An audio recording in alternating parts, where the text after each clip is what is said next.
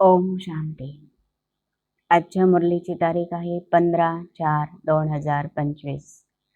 आज बाबा सांगतात, माझ्या गोड मुलांनो, मी तुमच्याबरोबर फार गोड गोड रूहरिहान करत आहे. बाबा आलेले आहे आपल्या सर्वांची खात्री करण्यासाठी, आणि ती खात्री एका जन्माची नाही, तर बाबा 21 जन्माची खात्री आपली करत आहे. बाबा सांगतात, तुम्हाला तुमचं हे जीवन एका बाबांवरती इन्शोर करायचं आहे, तर बाबाही आपल्यावरती अनेक जन्मासाठी इन्शोर होत आहे.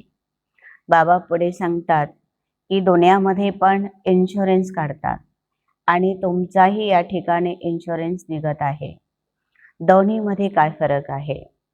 जसं बाबा सांगतात की दुनियामध्ये इन्शुरन्स काढला जातो की कोणी जर मेलं, मी मेलो, तर माझ्या पाठीमागे माझ्या घरच्यांना पैसे मिळतील किंवा त्यांचा इन्शुरन्स मिळून जाईल. बाबा सांगतात की या ठिकाणी मी तुमचा असा इन्शुरन्स करत आहे की तुम्ही तर मरतच नाही, कारण आत्मा ही अजर, अमर, अखंड आणि अविनाशी आहे. आत्म्याला कधीही मरण नाही, म्हणजे आत्मा आहेच अमर.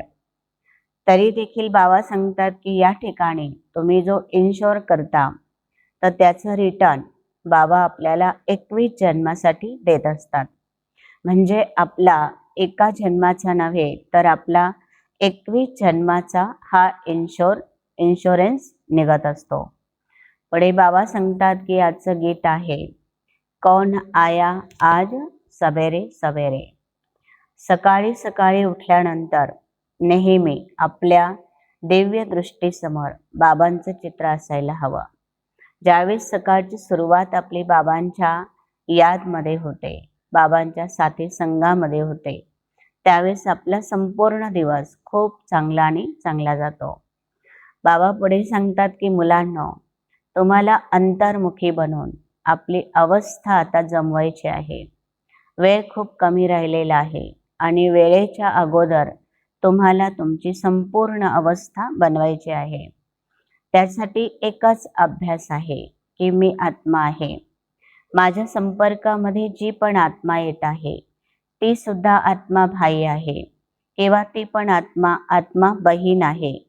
हा जर अभ्यास आपण दिवसभर केला, तर आपली आत्म अभिमानी अवस्था किंवा स्थिती ही टिकून राहील. आणि ज्याला आत्म अभिमानी स्थितीचा अभ्यास असतो, त्याला कधीही देह आणि देहाचे संबंध कधीही इकडे तिकडे खेचत नाही. बाबा सांगतात, ही वास्तविक गुप्त मेहनत आहे. यासाठी तुम्हाला कोणताही ढिंडोरा पिटवायचा नाहीये किंवा आवाज करायचा नाहीये, मुखाने काहीही गायचं नाहीये, परंतु तुम्हाला आतल्या आत हा एक आंतरिक आणि गुप्त अभ्यास करायचा आहे.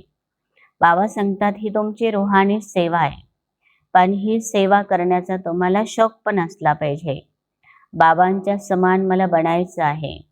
बाबांच्या कर्तव्यारूपी पावलावर मला पाऊल टाकायचं आहे आणि मला इतरांना देखील बाबांच्या पावलावर पाऊल देण्यासाठी मला तत्पर करायचं आहे. बाबा सांगतात की सध्या संघ दोष हा खूप खराब आहे, म्हणून आपण आपल्या स्वतःला या संघ दोषापासून सुरक्षित ठेवलं पाहिजे. आपल्या स्वतःला आपण सांभाळलं पाहिजे.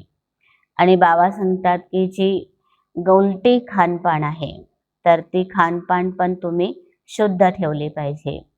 जसा संग तसा रंग, जसं अन्न तसं मन, जसं स्थान तसंच काम, आणि जशी दृष्टी तशीच दिसे सृष्टी.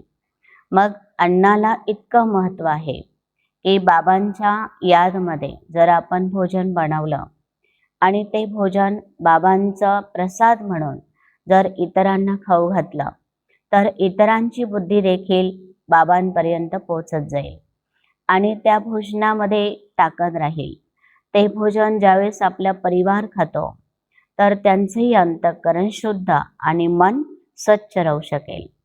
बाबा सांगतात की विश्व कल्याणाच्या कार्यामध्ये तुम्ही नेहमी सतत तत्पर राहणारे, बिझी राहणारे, विश्व कल्याणाचे आधार मुरत आहात.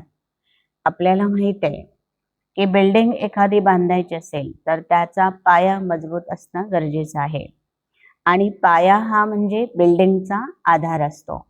तसं बाबा सांगतात की तुम्ही संपूर्ण विश्वाचे महाराजे बनणार आहे. सत्युग ही तुमची राजधानी आहे, परंतु अशा राजधानीची स्थापना करण्यासाठी तुम्ही विश्वाचे आधार मुरत आहात. विश्वातील प्रत्येक आत्मा, बाबा सांगतात, काहीतरी ती मागत असते आणि त्या आत्म्यांची मनोकामना पूर्ण करणं हे तुम्हा आत्म्यांचं, पूर्वजांचं काम आहे. यासाठी बाबा सांगतात की तुम्ही कर्मधंद्यामधून थोडासा वेळ फ्री करा, टाइम काढा आणि तुमच्या मनामध्ये नवीन नवीन गोष्टी येत असतात. नवीन नवीन चिंतन केलं पाहिजे, सेवेच्या नवीन नवीन युक्त्या केल्या पाहिजे आणि हा बाबांचा संदेश, बाबांचा मार्ग, घराचा रस्ता हा सर्वांना दाखवला पाहिजे.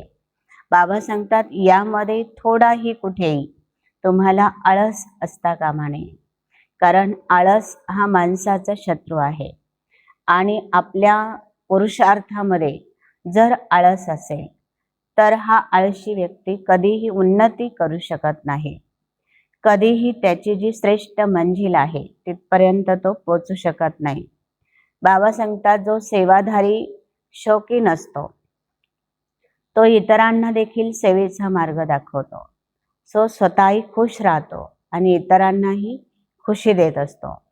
तर आपण दिवसभरामध्ये हे चेक केलं पाहिजे की मी दिवसभर माझा कर्मधंदा करत असताना मी ईश्वरी सेवा, रूहानी सेवा किती वेळ करत असतो.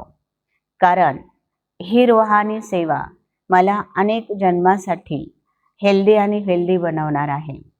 मी रोज दिवसभरामध्ये माझ्या किती जबाबदाऱ्या सांभाळल्या, लौकिकमध्ये आपण कितीही फास्ट सेवा केली तरी देखील त्याच्यामध्ये जे भाग्य, जे ईश्वरी सेवेमध्ये भाग्य बनतं ते कदापि लौकिक सेवेमध्ये आपलं बनणार नाही. म्हणून आपण लौकिक धंदा कर्म करत असताना देखील ईश्वरी सेवा करण्यासाठी आपण वेळ काढला पाहिजे. दुसरं पुढे बाबा सांगतात की संगमयुगाचा एक एक सेकंड तुमचा एका वर्षा समान आहे. संगमयुगावर बाबांनी जे दिलेले एक एक रत्न हे तुमचे लाखो रुपयांच्या समान आहे. म्हणून ह्या संगमयुगावरचा एक सेकंड सुद्धा तुमचा वेळ वाया जाता कामा नये. प्रत्येक सेकंड आपला हा बाबांच्या ईश्वरी चिंतनामध्ये, मुरलीच्या मंथनामध्ये, बाबांच्या आठवणीमध्ये, बाबांच्या मध्ये रममाण होता होता हा संगमयुगाचा वेळ आपला संपूर्ण सफल व्हायला पाहिजे. पुढे बाबा सांगतात की कंबाईन स्वरूपाच्या स्मृतीमध्ये राहिलात तर तुम्ही सदा विजयी व्हाल.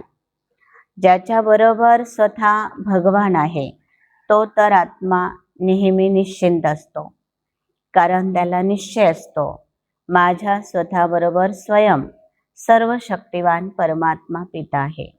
तर त्याला कोणत्याच गोष्टीची काळजी राहत नाही, तो कोणत्याही गोष्टीची चिंता करत नाही आणि त्याच्या मनामध्ये हा रेंचक मात्र देखील शंका नसते, डाऊट नसतो की मी सफल होणार की नाही.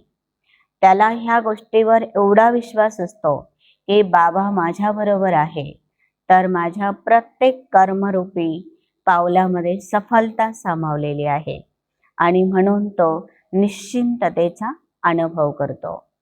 ओम शांती.